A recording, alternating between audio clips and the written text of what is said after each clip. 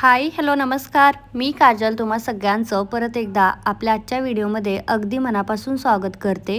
तर आज इथं ना मी गुढी वस्त्रासोबतचे पानं असतात ना तर ती कशी बनवायची तुम्हाला सांगणार आहे. तर उंची आपल्या मनाप्रमाणे घेऊ शकतो. कोणाला लांब पानं आवडतात, कोणाला शॉर्ट. तर मला वाटतं 7 किंवा 7.5 उंची ठीक आहे. जर तुम्ही सेलिंग करत आहात, कस्टमर तुम्हाला हॅपी पाहिजे असतील ना तर. आता जिथं मिडल आला आहे ना तर मिडलपासून या साईडला 1 इंच आणि त्या साईडला 1 इंच अशी मार्किंग करायची आहे. ठीक आहे.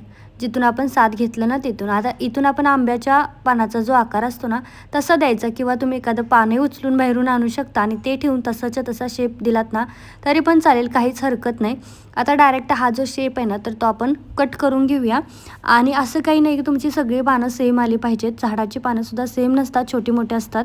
त्याच्यामुळे काहीच हरकत नसतं की छोटे आला मोठा आला एखादं कमी जास्त. आता ती शिलाई करताना प्रत्येक पानाला आपली शिलाई सेम लागेल असंही काही नसतं. ठीक आहे.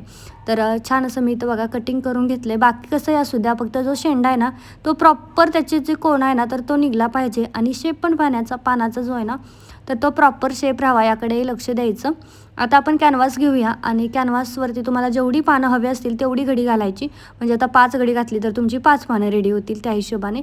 तर इथं मला एकच तोरण बनवायचं आहे, त्याच्यामुळे इथं मी 5 पानं, इथं 5 ते 7-8 पानं एकदम तयार करून घेत असते, जेणेकरून परत पण त्याचा यूज होतो त्यासाठी. आता इथं कटिंग करताना पण बघा छोटं मोठं असं कट होतं कधी कधी. आता सेम आपण मेन कपडा आणि अस्तर दोन्हीवरती कटिंग करून घेऊया याच्यासारखं सेम टू सेम. तर इथं माझी पानं कट झालेली आहेत. आता मी कपड्यावरती आणि मेन फॅब्रिकवरती अस्तरवरती दोन्हीवरती कटिंग करून घेते पानं. म्हणजे कॅनव्हास त्याच्यासोबत अस्तर आणि मेन फॅब्रिक. तर इथं मी सॅटिनचा कपडा वापरते. तुम्ही तर खणाचा किंवा नॉर्मली तुम्हाला जसा आवडतो तसा वापरला तरी चालेल. पण सॅटिनच्या कपड्याने थोडंसं शाईन मारतात आणि त्याच्यामुळे ते दिसायला सुंदर दिसतं. चला तर आता पानं शिवायला घेऊया. तर सरळ बाजूकडे आपल्याला अस्तर ठेवायचं आहे आणि जो मेन कपड्याचा उलटी बाजू आहे त्या उलट्या बाजूकडे कॅनव्हास. दोन्हीकडे 2 असं ठेवायचं आहे. आणि मग आता आपल्याला शिलाई मारून घ्यायची. ही शिलाई कोण्यापर्यंत आले की परत आपल्याला मशीनची सुई आतमध्ये ठेवून अशी टर्न करून ना कडेपर्यंत शिलाई मारून घ्यायची आहे. बघा या प्रकारे. आणि आता सगळं एक्स्ट्राचं कट करायचं.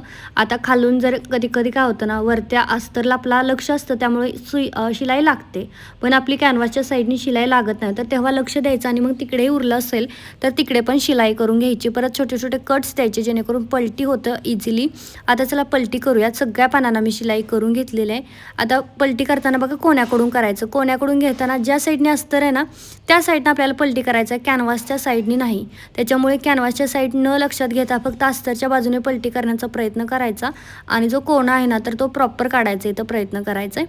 तर अशा प्रकारे बघा मी पान उलटं करून घेतलेलं आहे, म्हणजे सरळ बाजू आपली बाहेर आलेली आहे. आणि आता आपण इथं थोडीशी इस्त्री वगैरे करून घेऊ शकतो, पण आता मी डायरेक्ट इथं याच्यावरती गोटापट्टी लावते.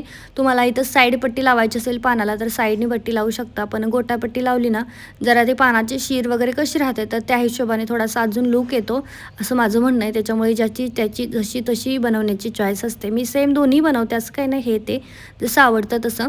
तर आता मी तर गोटापट्टी बघा लावून घेतली. आता या प्रकारे सगळी पानं सरळ करून त्याच्यावरती गोटापट्टीची लेस लावून घेणार आहे सगळ्या कंप्लीट पानांना. आणि बघा इथं माझी सगळी पानं रेडी झालेत. आता एक पट्टी घेतली मी जी की 3 इंचाची आहे. तिला पहिल्यांदा एक फोल्ड केला आणि डबल फोल्ड करत अर्ध्यापर्यंत मी बघा साधारणतः आपल्याला 2-3 गाठी बांधता येतील एवढा कपडा पलीकडच्या साईडला पट्टीचा सोडला आणि अशी शिलाई देऊन घेतली. आता या उरलेल्या मधोमध पार्टमध्ये आपल्याला हे पान आहेत ना तर व्यवस्थित टक करून घ्यायचे आहेत. बघा खालच्या साईडनं सुद्धा मी पट्टी व्यवस्थित ओढून धरली ताणून, म्हणजे खालूनही लूज नाही सुटणार आणि वरूनही लूज नाही सुटणार. या हिशोबाने अशी 5 पानं आपल्याला याच्यामध्ये ठेवून घ्यायची आहेत. बघा 5 किंवा 3 तुम्हाला जसे आवडतात तसं त्या हिशोबाने ठेवून घेऊ शकता. आता परत आपण शिलाई देऊन घेऊया. आता उरलेला पार्टसुद्धा सेम असा डबल फोल्डच्या आतमध्ये असा कंप्लीट करून जेवढं पाहिजे गाठ मारायला तेवढ्यापर्यंत शिलाई देऊयात आणि बाकीचं मग आपण इथून हे कट करून टाकूया. ठीक आहे. कसा वाटला व्हिडिओ कमेंटमध्ये सांगा. असेच व्हिडिओ पाहण्यासाठी चॅनलला सबस्क्राईब करा.